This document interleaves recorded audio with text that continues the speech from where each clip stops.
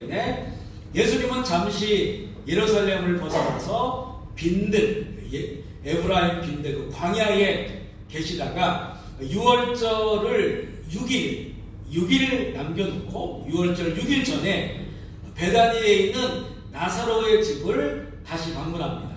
이 구약의 언약은 메시아가 이 땅에 오신 메시아가 그들이 매년마다 지키는 6월절 절기에는 양을 잡는 것이 가장 중요한 일인데 6월절에 어린 양이 되어서 어린 양의 방식으로 모든 피를 다 쏟고 죽임을 당하는 것이 성경에 예언된 이 땅에 오시는 메시아의 모습입니다.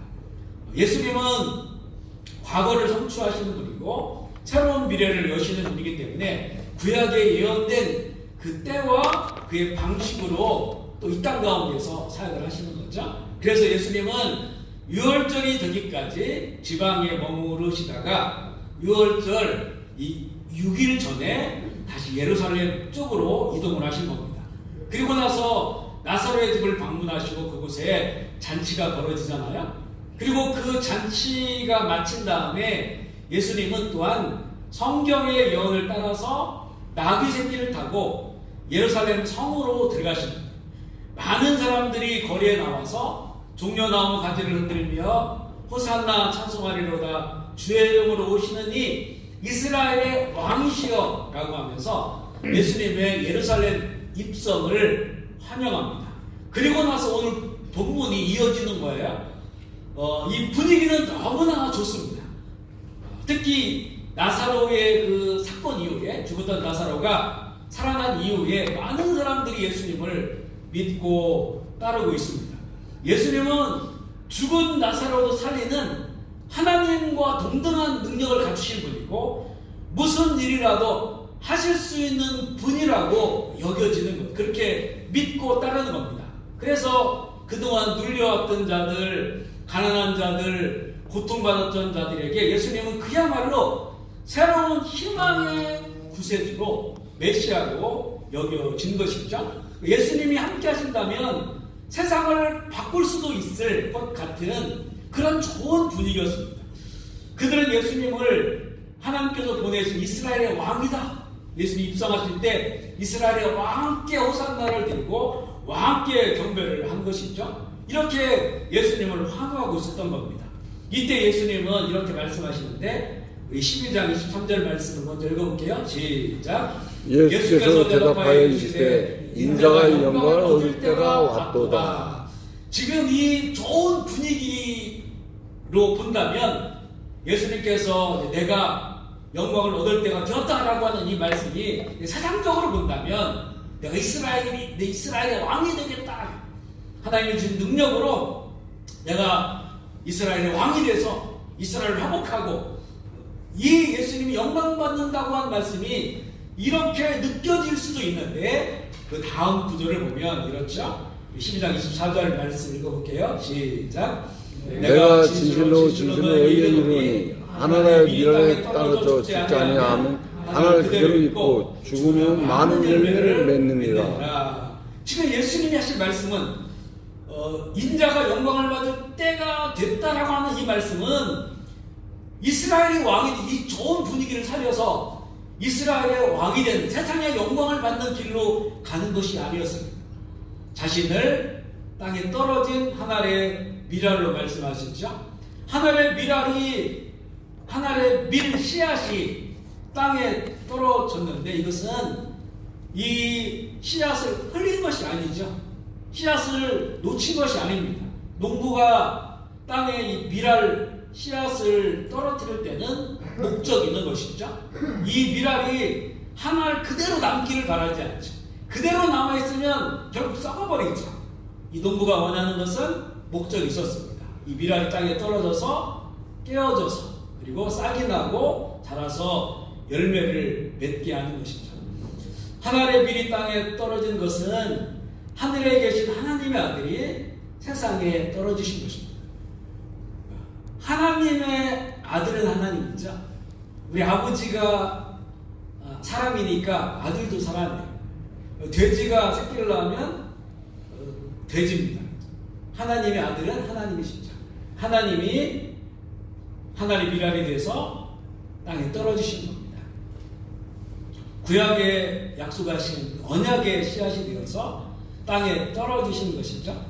예수님은 땅에 떨어진 미랄처럼 자신을 깨트리고 죽어서 많은 열매를 맺기 위하여 오셨다고 하는 것이고, 그리고 그 길이 영광의 길이고 이제 그때가 얼마 남지 않았다라고 하는 그 말씀을 하시는 것입니다. 사람들은 예수님이 이스라엘의 왕이 되기를 바랬습니다.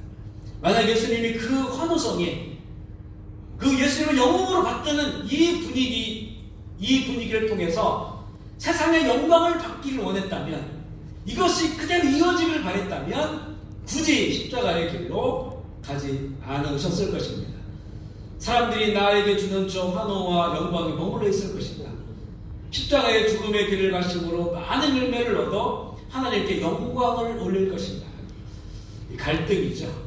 우리의 신앙생활 하면서도 우리 스스로 이런 질문을 해봐야 됩니다. 내가 세상의 영광을 취할 것인가? 하나님의 영광을 위하여 나를 깨트릴 것인가? 우리 순간순간 이런 질문 앞에 서 봐야 될 것입니다. 근데 예수님께서 이 하나님의 미랄의 말씀을 하실 때에 어떤 상황이었냐면요, 우리 12장 20절 23절 말씀을 한번 읽어볼게요. 시작. 명절에 예배하러 올라온 사람 중에 헬라인 몇이 있는데 그들이 갈릴리 베세다 사람 빌립에게 가서 청하여 이르되 선생이여 우리가 예수를 배웠고자 하나이다. 빌립이 안드레에게 가서 말하고 안드레와 빌립이 예수께 가서 여쭈니 예수께서 대답하여 이르시되 인자가 영광을 얻을 때가 왔도다 말씀하시면서 하늘의 미랄 이야기를 했어요. 그러니까 이 유월절기가 다가왔죠. 유월절기가 다가오니까 전 세계에 흩어져 있는 그 유대인들, 하나님을 경외하는 사람들이 유월절 절기를 지키러 예루살렘을 오는데, 그런데 그 중에서 다른 나라 사람들이 있었던 거예요. 여기는 헬라 사람들, 그리스 사람들이죠. 그들 중에서 어떤 연유에서든지 그들이 이 유대교, 여호와 하나님을 받아들이고 그를 경외하는 마음이 있으니까 그 먼 곳에서부터 이 헬라인들이 예루살렘까지 온 것이죠.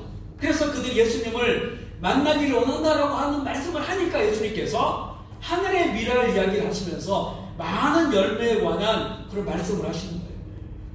이 예수님께서 하늘의 미랄에 되어 땅에 떨어져 죽어서 많은 열매를 맺겠다라고 하는 것과 관계되어 있는 그런 상황입니다. 이 헬라인이라고 하면 좁게는 이 헬라 철학의 중심인 그리스 사람들을 말하지만 넓게로 보면 당시 로마 제국이지만 로마 제국의 정신을 지배한 것은 헬레니즘입니다. 이 헬레니즘 철학과 문화와 사상, 이걸 따르는 사람들도 성경에는 헬라인이다 이렇게 표현하기도 해요. 그런데 여기서 예수님을 찾아온 사람들은 그리스 사람들로 보이는데, 이들은 하나님을 믿고 유월절을 지키러 온 것이죠. 이 소식을 듣고 예수님께서 이 하늘 미랄이 되어서 죽으면 많은 열매를 맺는다라고 말씀하셨어요. 그러니까 예수님이 맺을 열매가 이와 관련되어 있다, 이방인들과 관련되어 있다는 거예요. 당시의 이 세상은 유대인들과 헬라인으로 이렇게 나눕니다. 성경은요. 유대인은 그들 꿈꾸는 건 뭐냐면 종교적인 메시아. 종교적 메시아는 이스라엘을 회복할 정치적 메시아를 말하는 겁니다. 종교적이며 정치적 메시아를 그들은 갈망했습니다. 그래서 이 시온주의, 이스라엘을 회복할 그런 메시아를 갈망했다는 말이죠.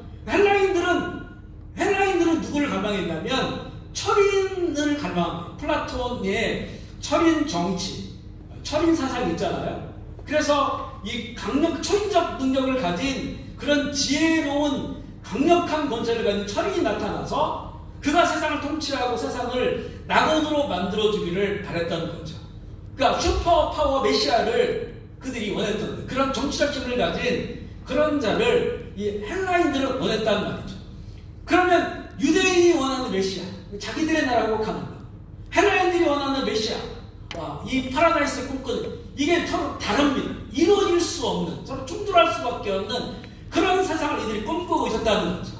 그런데 예수님께서는 자신이 하나님의 미랄로 오셔서 그들 모두를 위해서, 유대인, 헬라인 그들 모두를 위해서 차별이 없이 대신 죽으심으로 말미암아서